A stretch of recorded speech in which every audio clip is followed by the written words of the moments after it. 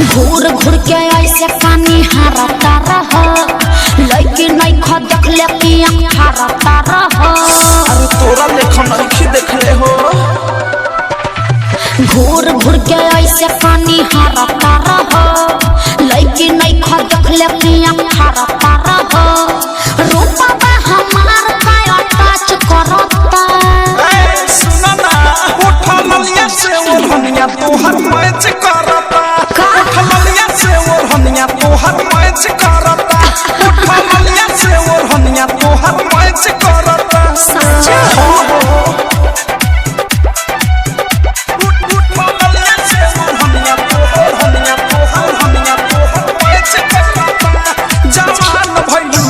तोर डिमांड बढ़ता।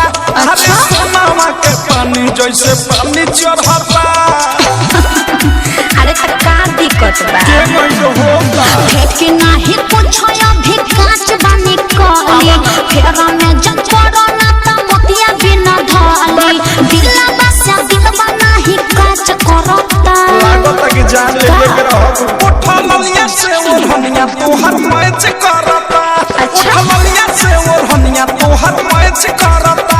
उठा ललिया से ओढ़निया तोहर मैच करता। अरे ठीक है बा उठा ललिया से ओढ़निया तोहर मैच करता। मैच करता। सोचता रुकती तू अलहता चला हो।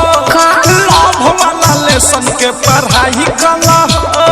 देखा आलतू फालतू बात मत बोला। तोहरा के देख के छटक जाता। देवी और फेस फेस देखे चलला लाचा बीक के विशाल बच्चा चली से तू बाचा अनुराग बक्साह नहीं बच करता। अरे गजबे के मैच करता। उठा ललिया से ओढ़निया तोहर मैच करता। उठा ललिया से ओढ़निया तोहर मैच करता। उठा ललिया से ओढ़निया तोहर मैच करता। घूर घूर के ऐसे पानी हारता रह लड़की नहीं खा देख ले कि हारता रह। रूपा हमार का टच करता। ए सुना ना उठा ललिया से ओढ़निया तोहर मैच करता। उठा ललिया से ओढ़निया तोहर मैच करता। उठा ललिया से ओढ़निया तोहर मैच करता। चला कुछ भी बोलते हो। सच तो कह रहे हैं।